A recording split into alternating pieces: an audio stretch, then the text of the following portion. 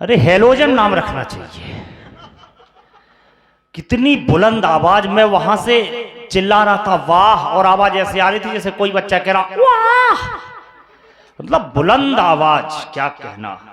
और बरसात के जो कीड़े आते काले, उनका तो जवाब नहीं है, बहुत अच्छा प्रयोग किया। जितने कीड़े मर जाते हैं वो भारत में नेता बन जाते हैं।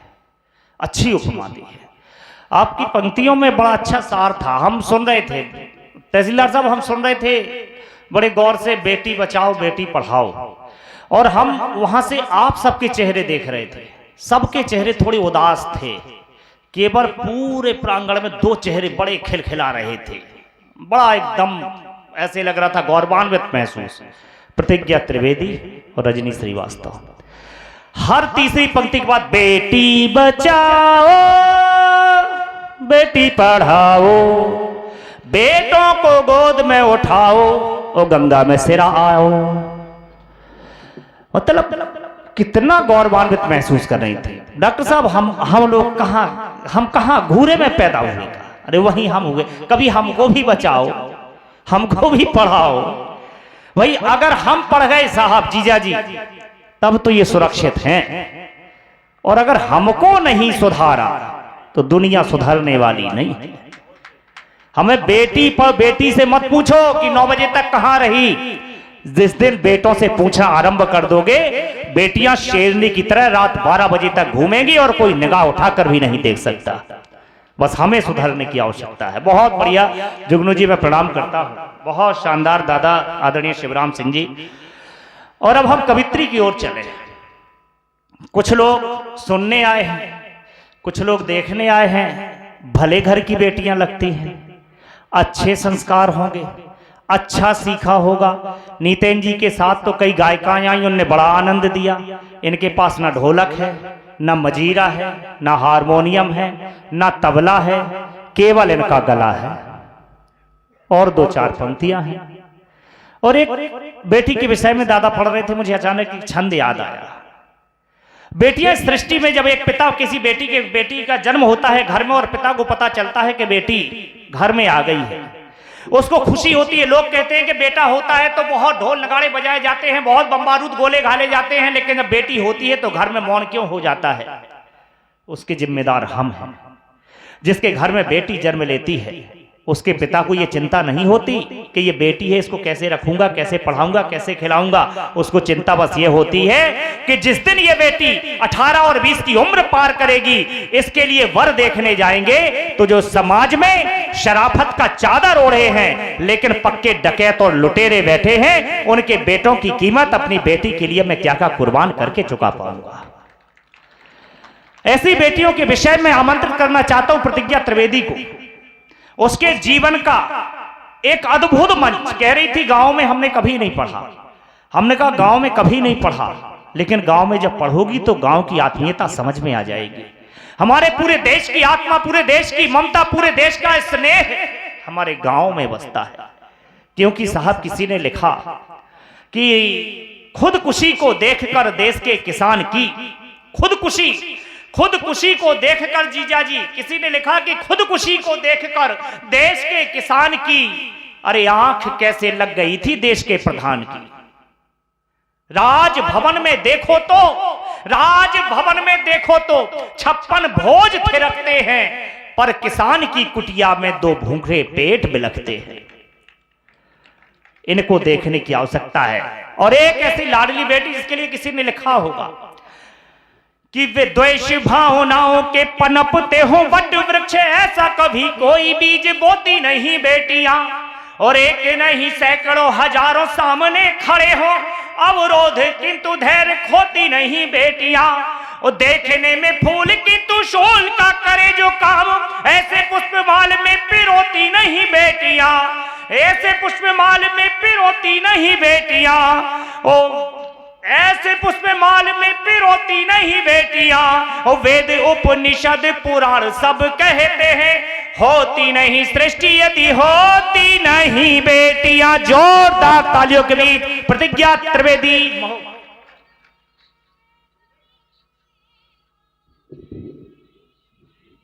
मां शारदे को प्रणाम।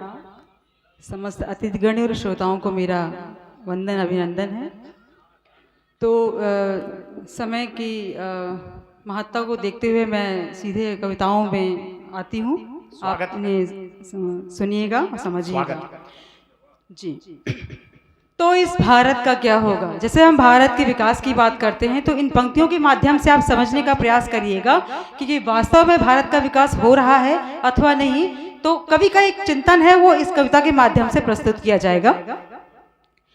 प्रखर सूर्य में परिवर्तन तो इस धरती का क्या होगा, भारतीय घोष यदि बदल गया तो इस भारत का क्या होगा। अरे वाह, धरती ये राम कृष्ण की है, राणा की निडर धरोहर है, गोविंद गुरुओं की पुत्रों की बलिदानी कीर्ति मनोहर है। वाह, उस वीर शिवाजी तेग अमर भारत की भाग्य विधाता है, झांसी की रानी कण कण में इस स्वतंत्रता की माता है। वाह, विक्रय होगी यदि स्वतंत्रता, गत बलिदानों का क्या होगा, भारतीय घोष यदि बदल गया तो इस भारत का क्या होगा। वाह, वाह, वाह, वाह। समझिएगा कि इतना बलिदान हुआ है और हम अगर नीतियां नहीं रखेंगे अपने विदेशों से ठीक से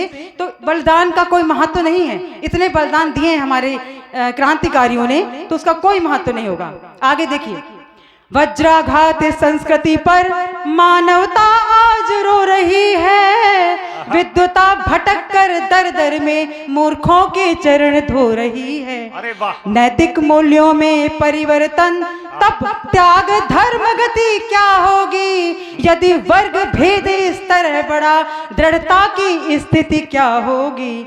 संस्कृति मानवता दृढ़ता का यदि ह्रास हुआ तो क्या होगा, भारतीय घोष यदि बदल गया तो इस भारत का क्या होगा। आगे सुनिएगा, यदि राम कृष्ण, बहुत अच्छा, इस भारत का क्या होगा, बहुत शानदार। आगे सुनिएगा, हम 500 वर्षों का हमको इंतजार करना पड़ा राम मंदिर के लिए, हम अपने भारतवर्ष में भी इंतजार कर रहे हैं। तो आगे सुनिएगा, यदि राम कृष्ण को भारत में सम्मान नहीं मिल पाएगा, गांधी के मूल विचारों को आधार नहीं मिल पाएगा, पाश्चात्य सभ्यता आकर्षण यदि रोक नहीं हम पाएंगे, मौलिक आदर्शों पर चिंतन और शोध नहीं कर पाएंगे। बहुत अच्छा। अंग प्रदर्शन के भावों में नव संस्कृति का क्या होगा, भारतीय घोष यदि बदल गया तो इस भारत का क्या होगा। इन्हीं पंक्तियों, इसी विषय के साथ मैं कुछ पंक्तियां और प्रस्तुत करना चाहूंगी। कवि चिंतित है, वो चाहता है कि ऐसा नहीं हो, वो नहीं होने देना चाहता है। इन पंक्तियों के माध्यम से आप इसे सुनिएगा। भारतीय संस्कृति और अध्यात्म की बात, गुरुकुल ज्ञान प्रखरता का उपहास नहीं होने देंगे, वेदों और पुराणों का श्रृंगार नहीं रुकने देंगे, संस्कृति और संस्कार सनातन कभी नहीं झुकने देंगे, मर्यादा और परंपरा का मान नहीं घटने देंगे। कठिन तपस्या का यह फल, बहुत कठिन तपस्या की गई है इसमें, कठिन तपस्या का यह फल लाखों वर्षों का गौरव है, भारत के ऋषि मुनि का चिंतन यह विश्वधारा का गौरव है। मैकाले की शिक्षा पद्धति ने, मैकाले जब आए थे तो उन्होंने पूरा हमारी शिक्षा को तस्त कर दिया। अरे नालंदा को जला दिया। अगर किसी देश को नष्ट भ्रष्ट करना है तो उसकी शिक्षा का हनन कर दो, उसकी शिक्षा शून्य कर दिया। सुनिएगा, मैकाले की शिक्षा पद्धति ने आसमान से गिरा दिया, चिंतन विहीन करके हमको अपने जैसा ही बना दिया। यदि विश्व चेतना लानी है हमको जागृत होना होगा, गुरुकुल की गुरुता परंपरा के पथ पर ही हमको बढ़ना होगा, पथ पर ही हमको बढ़ना होगा। बहुत बढ़िया, धन्यवाद, बहुत बहुत धन्यवाद। मतलब अगर यही कविता ये अपनी सासू माँ के आगे पढ़ दें, भाई साहब 3-4 महीने की टेंशन खत्म। बहुत अच्छे स्वर के बाद जीजा जी बहुत अच्छी कविता। देश को जिनकी आवश्यकता है, हमें लॉर्ड मैकाले के संस्कारों की आवश्यकता नहीं है, हमें महर्षि स्वामी विवेकानंद की आवश्यकता है, हमें स्वामी दयानंद सरस्वती की आवश्यकता है, हमें उन संतों को पूजने की आवश्यकता है जिन संतों ने हमारे लिए बलिदान दिया है। और साहब चाय अगर वहां बट गई हो तो हम लोग भी पीते हैं, कभी कभी मिल जाती है। अच्छा आ गई है भाई साहब, प्रधानमंत्री न बन जाइए धोखे में। वो लोग कहते हैं हमने चाय बेची है, भाई साहब कब बेची है? और तब की बता रहे हैं जब भारत में ट्रेन न चलती थी अच्छे से, कह रहे स्टेशन पे चाय बेची। ये लोग पता नहीं क्या क्या बातें करते हैं, बड़े लोग हैं, हो भी सकता है। अब हम जिनको बुलाना चाहते हैं साहब, तहसीलदार साहब, एक व्यक्ति बैठा है हमारा बुंदेलखंड का रसखान, और आपको बहुत कम सुनने को मिलेगा कि हिंदू किसी मुस्लिम संस्कारों की बात करे या मुस्लिम किसी हिंदू संस्कारों की बात करे। देश का माहौल ऐसा प्रदूषित कर दिया साहब, ऐसा वर्गला दिया गया है कि अगर आप हिंदू हैं तो एक विशेष पार्टी को वोट देना आपका जन्मसिद्ध अधिकार है, ऐसा घोषित कर दिया, जबकि ऐसा है कुछ भी नहीं। हिंदू तब भी थे, हिंदू अब भी हैं और हिंदू आगे भी रहेंगे। एक शानदार शायर, बेहतरीन कवि, जो अपनी पंक्तियों में श्री कृष्ण की बात करता है, जो अपनी पंक्तियों से श्री राम को इस देश का सबसे बड़ा महापुरुष मानता है, जो अपनी पंक्तियों से मां भारती की अर्चना करता है, जो कहता है कि ये देश, ये माटी, ये मातृभूमि हमारे पूर्वजों के खून से सींची गई है, लिहाजा इसके लिए कोई कहता हम जान दे देंगे। और साहब आपके अपने चरखारी नगर का एक शायर मोहम्मद परवेज कहता है कि हम जान देंगे नहीं, हम इस देश के लिए जान ले लेंगे। ऐसा जोरदार शायर आपकी जोरदार तालियों के बीच मोहम्मद परवेज साहब।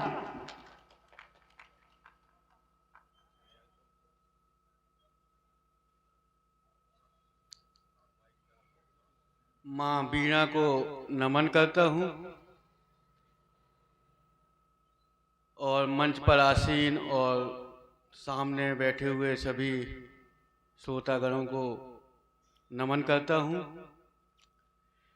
एंड्रॉयड मोबाइल के बाद मोटोरोला का कीपैड किस तरह लॉन्च किया जाता है, छोटा भाई देवेंद्र बहुत अच्छी तरह जानता है।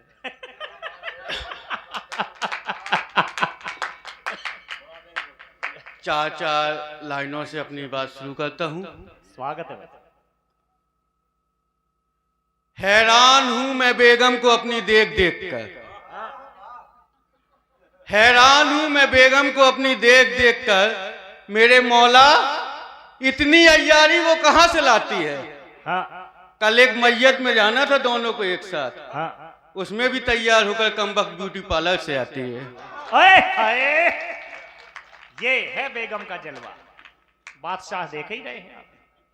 कुछ ही दिनों में अमीर हुआ वो शख्स, सुना है उसका बिजनेस ठेकेदारी है। कुछ ही दिनों में अमीर हुआ वो शख्स, सुना है उसका बिजनेस ठेकेदारी है। इस धंधे में ऊपर से नीचे तक सभी की बराबर बराबर हिस्सेदारी है। सरकारी धन का ऐसा दुरुपयोग देख होता मुझे तब बहुत कष्ट है, जब आज बने पुल कल हो उद्घाटन, परसों उस पर लग जाए बोर्ड, सावधान पुलिया क्षतिग्रस्त है। आए हाय, अरे क्या व्यंग है भाई, वाह, अच्छा व्यंग है व्यवस्था पर। और चार लाइनें देखिएगा, अपने अपने हादसों से रूबरू कराता हूं जी।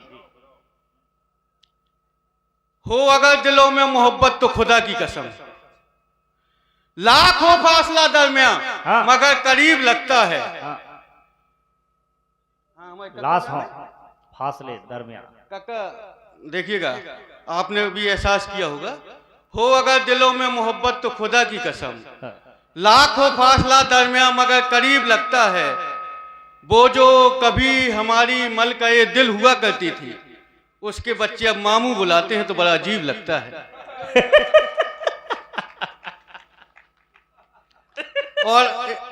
और अपने साथ हुए हादसों से जोड़ता हूं आपको। एक बार मैंने सोचा कि अपने प्यार के हुनर को आजमाया जाए, तरकश के पुराने तीरों को फिर किसी पर चलाया जाए। तभी एक अधेड़ कन्या मुझे जींस टी शर्ट में नजर आई, जिसके रंग रूप नैन नक्श ने मेरे तन बदन में आग लगाई। जैसे ही मैं उसके हुस्न और यौवन के आगोश में आया, तभी हमने लड़की पटाने का फार्मूला नंबर 436 अपनाया। ये हमारे दौर का था कि पहले लड़की का नाम पूछते थे, फिर एक खत लिखा जाया करता था खून से, फिर कई कई दिनों तक उसको देने की प्रक्रिया चलती थी। तो एक अपना वो था कि तभी हमने लड़की पटाने का फार्मूला नंबर 436 अपनाया कि तुम ही मेरी जाने तमन्ना, तुम ही मेरी इबादत, तुम ही मेरे गुले गुलजार हो। अब अपना नाम भी बता दो, रेशमा हो, रश्मि हो या रुखसार हो। वो बोली, गौर से देख मेरे आशिक, मैं तेरे बचपन का यार हूँ। मैं ना रेशमा, ना रश्मि, ना रुखसार, मैं तो तेरा यार आनंद कुमार हूँ। अरे वाह वाह वाह वाह वाह वाह वाह। मैं बोला, मेरे दोस्त, तू तो खुदा की बनाई हुई नेमत से ही मुकर गया। ऐसा क्या हुआ जो तू इतना ज्यादा हद से गुजर गया? वो बोला, जब से इस देश में समलैंगिकता को, समानता का अधिकार मिल गया, तब से खुलकर ये माँ का लाल भी अब बिगड़ गया। अरे वाह, तब से खुलकर ये माँ का लाल भी अब बिगड़ गया। क्या व्यंग है, कहां से खींचा कहां ले गए, वाह। अच्छा, अभी 2 महीने के बाद नया साल आएगा। हर व्यक्ति कोई ना कोई अपने नए साल में अपने लिए कोई ना कोई उद्देश्य रखता है। कुछ चीजें हमने भी नए साल के लिए अपने लिए रखी हैं, कहने की कोशिश की है, देखिएगा, संभालिए। स्वागत स्वागत। जो है मेरे दिल के अधूरे अरमां, मैं वह सारे पूरे कर जाऊंगा इस नए साल में। जो है मेरे दिल के अधूरे अरमां, मैं वह सारे पूरे कर जाऊंगा इस नए साल में। मेरी बचपन की मासूका के बच्चे हैं अब 4, उसे बच्चों सहित भगा ले जाऊंगा इस नए साल में। वाह। मेरी बचपन की मासूका के बच्चे हैं अब 4, उसे बच्चों सहित भगा ले जाऊंगा इस नए साल में। इस महंगाई में एक निकाह आफत, निकाह मतलब शादी, इस महंगाई में एक निकाह आफत, और मेरा हौसला, मैं फट के 4 हो जाऊंगा। वाह, इस नए साल में। वाह, फटने को तैयार, वाह, क्या दिलेरी है साहब, तालियां तो बनती है साहब, बहुत अच्छा। इस महंगाई में एक निकाह आफत और मेरा हौसला, मैं चाहे फट के 4 हो जाऊंगा इस नए साल में। और दोनों वक्त दस्तरखान में उसके गैसुओं का मिलना। दस्तरखान खाना खाने वाला एक तख्ती, कपड़ा, और गैसू मतलब बाल। दोनों वक्त दस्तरखान में उसके गैसुओं का मिलना, मैं अपनी बेगम की टकली करवाऊंगा इस नए साल में। वाह, करवा हेरो। मेरे देश की जनसंख्या हो गई है अपरंपार। मेरे देश की जनसंख्या हो गई है अपरंपार, मैं कुंवारों तक की नसबंदी करवाऊंगा इस नए साल में। वाह वाह वाह वाह। है दिल में और भी अरमा बहुत, लेकिन हाय रे मेरा नाकारापन, मैं शायद फिर कुछ न कर पाऊंगा इस नए साल में। मैं शायद